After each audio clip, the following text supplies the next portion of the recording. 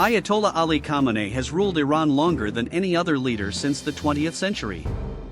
From a young cleric in Mashhad to the helm of a theocratic republic, his life mirrors the evolution of modern Iran itself, an arc of revolution, resistance, and rigid ideology mixed with political maneuvering.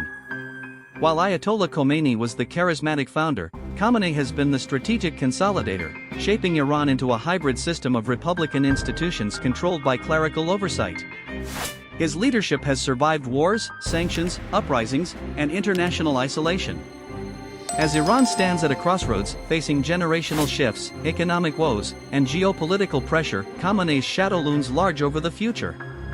Whether his vision of the Islamic Republic endures will depend on how the next supreme leader, and the Iranian people, interpret his legacy.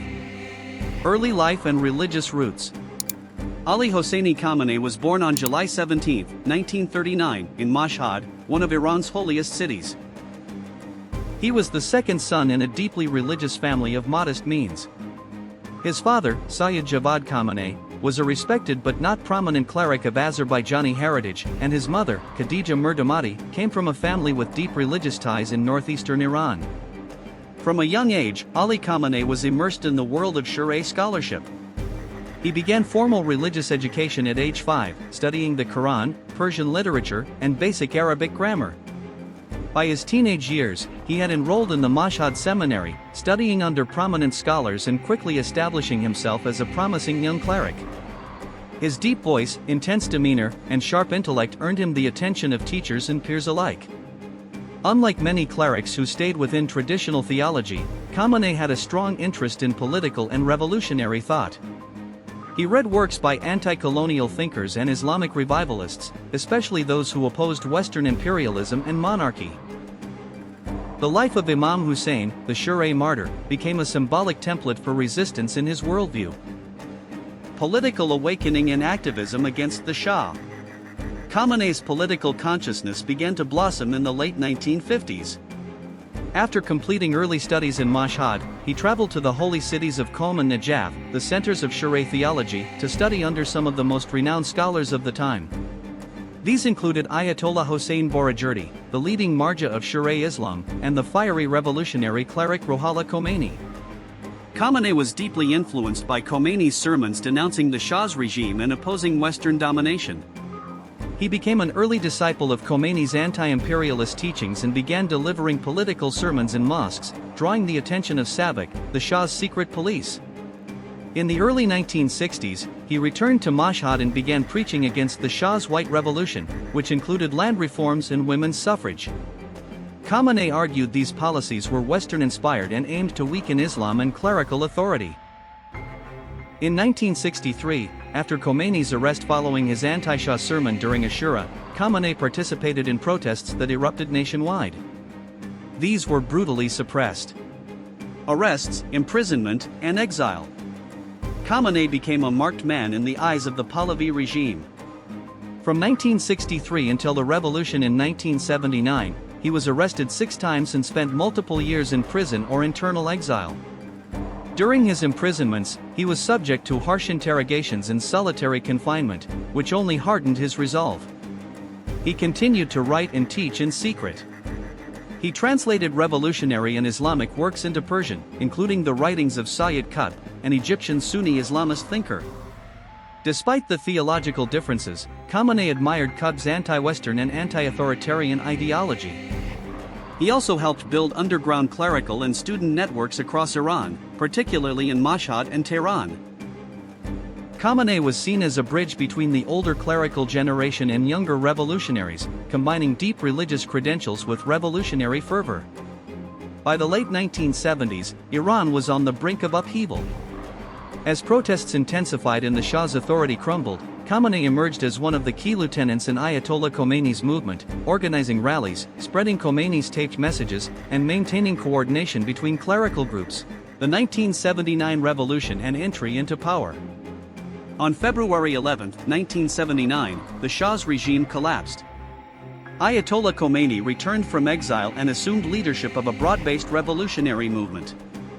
Khamenei quickly rose in prominence. He was appointed to the Council of the Islamic Revolution and soon became a trusted advisor and cleric in the newly formed Islamic Republic. He played a crucial role in shaping Iran's post-revolutionary institutions. Khamenei supported the concept of velayat-e faqih, guardianship of the jurist, which positioned the supreme leader as the highest authority. He was appointed Friday Prayer Leader of Tehran in 1980, a powerful religious and political post, and became a symbol of revolutionary purity. Later that year, Khamenei narrowly survived an assassination attempt by the Mujahideen Khalq, MEK. A tape recorder rigged with explosives blew up while he was giving a speech, injuring his right arm and vocal cords permanently. This incident further elevated his status as a living martyr. Presidency of Iran. Following the assassination of President Mohammad Ali Khamenei in August 1981, Khamenei was elected as President of Iran, serving 2 terms from 1981 to 1989. He was the first cleric to hold the office, though he initially opposed clerics holding executive roles. During his presidency, Iran was embroiled in the brutal Iran-Iraq War. Khamenei played a central role in maintaining internal unity and advocating for total resistance against Saddam Hussein. He worked closely with Prime Minister Mir Hossein Mousavi, though their relationship was sometimes tense. Internationally, Khamenei remained a hardliner. He promoted the concept of neither East nor West, la Sharq, la Garb, seeking to maintain Iran's independence from both the Soviet Union and the United States. He advocated support for Shia movements abroad, including Hezbollah in Lebanon. Despite being president, Khamenei did not have full control over military or intelligence affairs, which were still firmly under Khomeini and the Islamic Revolutionary Guard Corps, IRGC. Yet, he gained the trust of the supreme leader and the conservative clergy. Supreme Leader of Iran. When Ayatollah Khomeini died in June 1989, the Assembly of Experts faced a difficult task, finding a successor. The ideal candidate, Ayatollah Montazeri, had been dismissed by Khomeini months earlier. Khamenei, though not a recognized marja, source of emulation, was elected as supreme leader by the assembly in a controversial but decisive vote. The Iranian constitution was amended to allow a supreme leader without the highest clerical rank. Khamenei gradually consolidated his position, appointing loyalists to key positions in the military, judiciary, and clerical establishment. Over the next 3 decades, he built a complex power structure centered around his office. He appointed heads of the judiciary, the IRGC, and state broadcasting. He became the final arbiter of all state matters, from foreign policy to economic strategy. Foreign policy and the axis of resistance. Khamenei's foreign policy has been guided by a blend of Shia ideology, anti-imperialism, and realpolitik. He positioned Iran as the leader of the axis of resistance, supporting groups opposed to US and Israeli influence. Hezbollah in Lebanon. Hamas and Islamic Jihad in Palestine. Shia militias in Iraq. The Assad regime in Syria. The Houthis in Yemen. While this expanded Iran's regional influence, it also brought economic and diplomatic costs. Khamenei has consistently mistrusted the US, calling it the Great Satan. Though he allowed President Hassan Rouhani and Foreign Minister Javad Zarif to negotiate the 2015 nuclear deal, JCPOA, with world powers, he remained publicly skeptical. When the US withdrew from the agreement in 2018 under President Trump, Khamenei said it vindicated his position. Economic and social challenges. Iran under Khamenei has faced multiple economic crises caused by international sanctions, corruption, mismanagement, and overdependence on oil.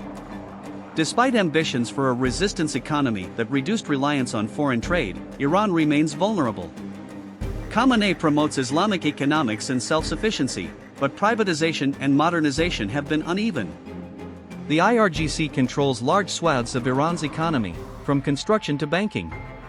On social issues, Khamenei supports conservative values. He has opposed liberalization of dress codes, gender equality initiatives, and Western cultural influence. He views social liberalism as a threat to Islamic identity. Ayatollah Ali Khamenei, Iran's supreme leader, holds a strongly anti-Israel position. He refuses to recognize Israel as a legitimate state, calls it a fake and cancerous regime, and supports armed resistance against it, especially through groups like Hezbollah and Hamas. Khamenei backs the Palestinian cause and promotes the idea of a single Palestinian state with a referendum including all original inhabitants, rejecting any two-state solution. He also leads Iran's annual Quds Day rallies to denounce Israel and support Palestinian liberation.